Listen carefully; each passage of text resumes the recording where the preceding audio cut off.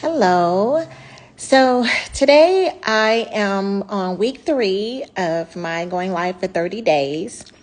And this week I'm going to talk about navigating emotional challenges because I think there are so many things that go on during the holidays. So some of the things that we'll talk about during this week are grief and loss during the holiday, how to handle like traditions within your family and redefining some of those traditions where maybe some of those traditions may not fit your lifestyle or what you want for your family. Also, just financial strain and mental health during the holiday, overcoming any guilt and shame related to the holidays, dealing with family conflict. And also we'll talk about managing loneliness because some people are lonely during the holidays and may not have people around them or could be around people but still really feel alone, maybe like nobody understands them. If someone has recently lost a loved one, or just could have been some years or months since their loved one has passed, they could feel lonely during the holidays, just feeling that void of like not having that person, and then maybe feeling like they aren't able to really connect as much with other people, or maybe feeling like other people don't understand. So we'll talk about that tomorrow. But for today, I want to talk a little bit about grief and loss during the holidays. Holidays can really be a tough time for a lot of people that are dealing with grief and loss, losing someone that you really love. And even though we could be around people and doing holiday and festive things, we can still kind of feel like that void of missing our loved one. And some of those days can be really hard to get through. Some days, one day you could really get through the day just fine. And then the next day you could really feel like down and depressed. And that's totally normal. I feel like grief comes like in ebbs and flows. Like sometimes it's really prominent and sometimes it's just in the background. And some days it's like not really in our thoughts. But then there are days when it can be overwhelming. And so the first thing that I just want to say is it's okay to feel however you feel. I think that when we're missing someone that we really loved, we can feel sadness, we can feel anger, we can feel like it's unfair, we can feel guilt. I think for me, that was like a really big feeling for me. When my mom passed, I felt a lot of guilt because I think when your parents get sick, you're used to seeing them as just like your parents. So they're the person that you can always go to. And I think when my mom started to get sick, I didn't realize until she passed just everything that she could have potentially been going through. And my mom was a really strong person, so she didn't talk a lot about the things that were going on with her or the struggles that she had. She kind of just kept it to herself. And so I didn't really realize that she was as sick as she was and that she was really struggling with just like getting older and not feeling like herself, and her vision dimming, and maybe not being able to have like the same mental capacity, and just different things that she was struggling with, that I just felt guilty because I was like, man, why didn't I see that she just wasn't the same person and understand why, and not just think that she was going through something or just like taking it personal. And so I think that the holidays have a way of bringing up a lot of memories about our loved one. And some of those memories can be really good, and some of those memories for some people may not be so good. And I think that whatever those feelings are around the holiday, I think you have to give yourself permission to feel that way and don't try to block it out. I think it's part of the healing process to let yourself feel those feelings and understand why you feel those feelings, and just kind of process it and walk yourself through it. Like if you do have feelings of guilt, why do you feel guilty? If you're feeling like really sad, of course it's normal to feel sad, but is there a particular thing about this person that you're really missing? And just try to connect it to something in a way that you can start to like process it and deal with it. And so There are 5 stages of grief that we go through, and the 5 stages of grief aren't like in any particular order. Sometimes you can go through one phase and then you can go to the second phase and then you can go back to the first phase. So I think it's normal to kind of just move through the phases at different times of your life. And sometimes you may go back to a phase that you feel like you had already went through and conquered. And so the first stage is denial, feeling like this isn't real. You might just feel like you're going through the motions. I think for me, when my dad died, the denial for me was one time I was getting ready to go to Detroit and I was like, oh, I'm gonna call my dad, and that's like a form of denial. Some people say, like after their loved one passed, they may think like, oh, I need to call so-and-so. And then it hits them like, oh my goodness, that person isn't here anymore. I think sometimes the second phase of grief would be anger. Why did this happen? Sometimes seeing others, like if someone has lost a spouse and then seeing other people with their spouse, it might be a trigger for them to feel like this is so unfair. Why did this happen to me? That could cause feelings of anger. We may have some bargaining, like if only I had did this differently. You might replay scenarios in your head about why didn't I see that they were sick? Why didn't I see that this person needed me? Why wasn't I there for them? You can have a lot of bargaining going on inside your head and with your emotions. The fourth phase of grief is depression. Sometimes it can just seem overwhelming, our sense of grief. It can seem like it's too much. It can seem like it's never ending. And so sometimes the holidays can magnify the weight of loss. And so I would just encourage you to really be gentle with yourself during these times and, and have that compassion that we were talking about and that self-acceptance to just allow yourself to feel those feelings that you feel. And then the last one, this last stage of grief, ironically, is acceptance. And so just feeling like they're gone, but I'll keep going. Acceptance doesn't mean that you forget that person. It just means learning how to move forward while still remembering them, while still thinking about them, while still treasuring their memories. Something that I think is just so really powerful is that when people lose someone that they really love, there are so many other people that experience that loss as well.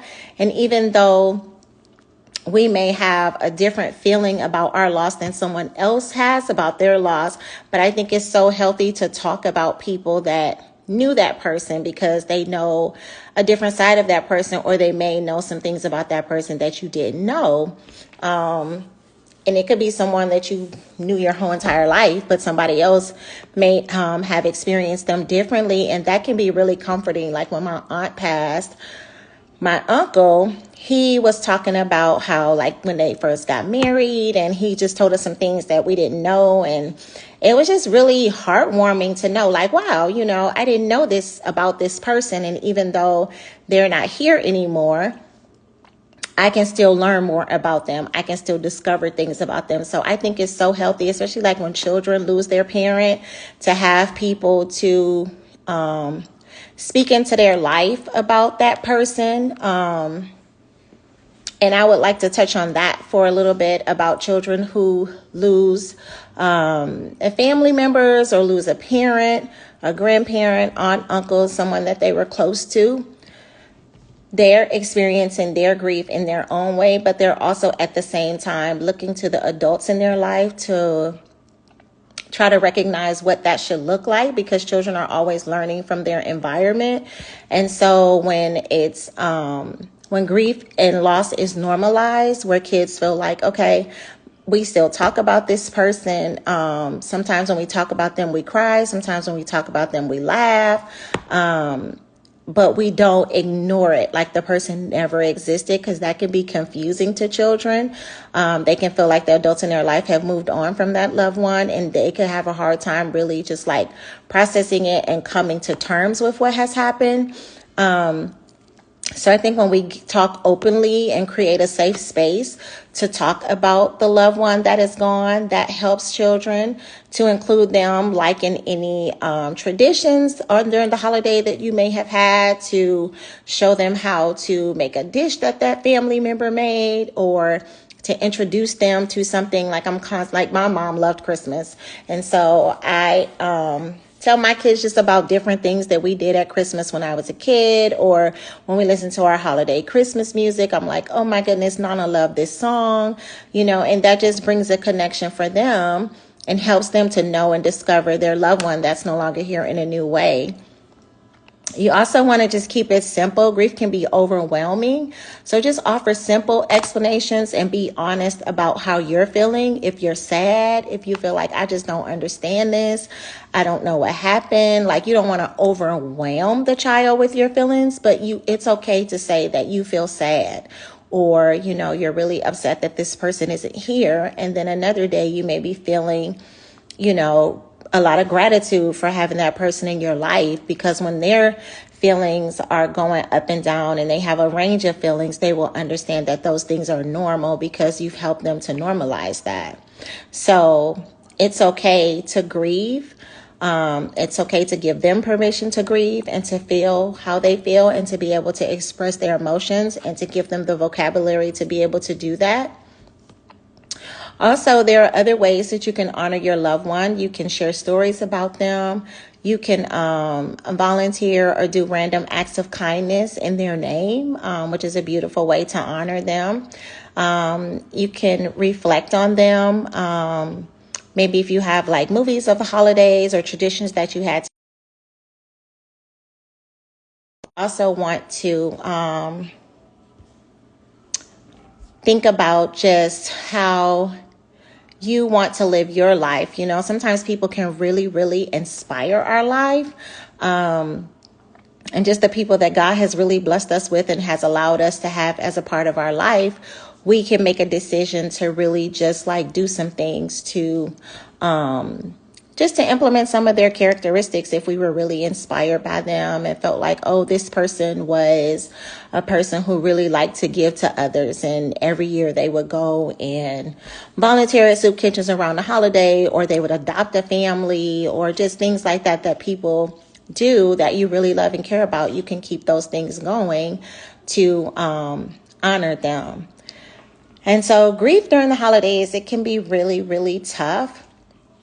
And it's different for everyone, but by honoring your feelings and your loved one's memory and giving yourself permission to just be, you're already showing like that you have a lot of strength.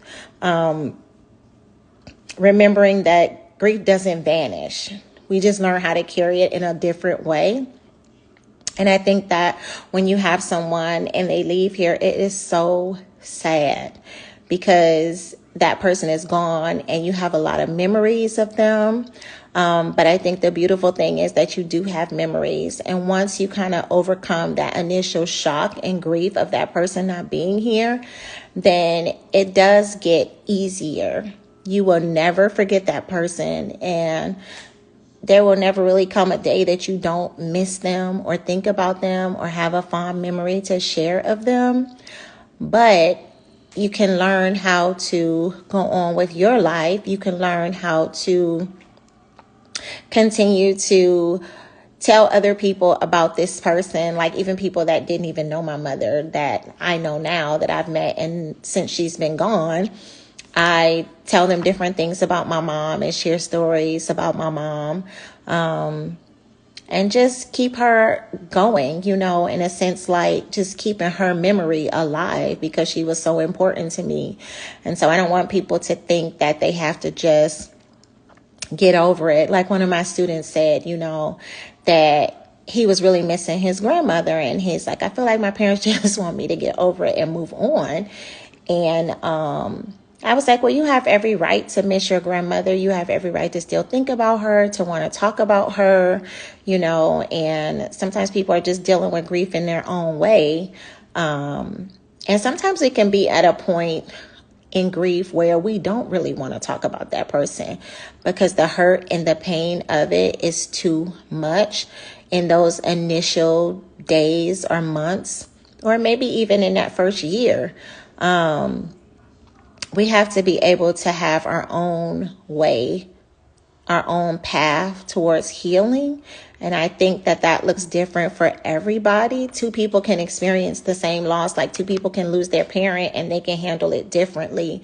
And so I think grief is so personal to us, to our personality, to how we process things, to how easy it's just for us to let things go in our regular everyday life. Some people push themselves into work and get super busy. Some people feel like they have a hard time getting out of bed. And one is not more right than the other.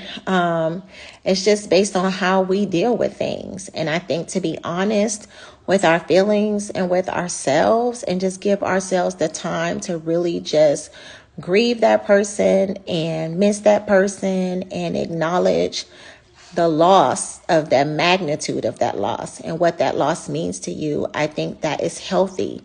I think to try to deny the loss, to try to quickly jump over the loss, to try to quickly move on from the loss, I think sometimes that can be counterproductive, and sometimes that can meet us later on down the road in our life, where all of a sudden it just hits us. And so I think that it's okay to take our time to grieve and to continue to talk about that person, continue to share memories about that person. When you meet people that knew that person, inquire about that person, and just share laughs and tears regarding that person. And so that's all that I really have for today. I just hope and pray that whoever is out there that has really lost someone that they love, that you find a way to honor that person during this season and find a way to bring healing to yourself through the process of being able to talk about your loved one, in your time, in your own timing, and to just be able to talk to others about them, to be able to share memories about them, to be able to honor their life in the way that you choose to, and just to be able to tell other people about them. If you have other people in your life that didn't know them and you want to express who they were to you. And if you are having like a prolonged grief, where your loved one has been gone for years, and you're still like crying every day, and you don't really, since your loved one died, you haven't had the desire to do the things that you used to do. You haven't had the desire to really progress in life. You feel like you can't go on without that person. Then I definitely would encourage you to seek counseling, to seek professional assistance so you can be able to move forward, because your life is worth living. Your loved one will want you to have a life filled with joy and peace and happiness and fun and adventure and excitement. They will want that for you. And so, unfortunately, that is a part of life that some people are going to leave here before us. And one day we won't be here and people mourn us. And so life is for the living. And so while we are here, it is up to us to make the most out of it. And our loved ones that have gone on would want us to do that. So I just want to encourage you today, and I hope you tune in tomorrow for those who have lost someone and feel lonely during the holidays, or just people who just may be dealing with loneliness in general. I just want to try to encourage you tomorrow. And so I hope you have a great night. Thank you for joining.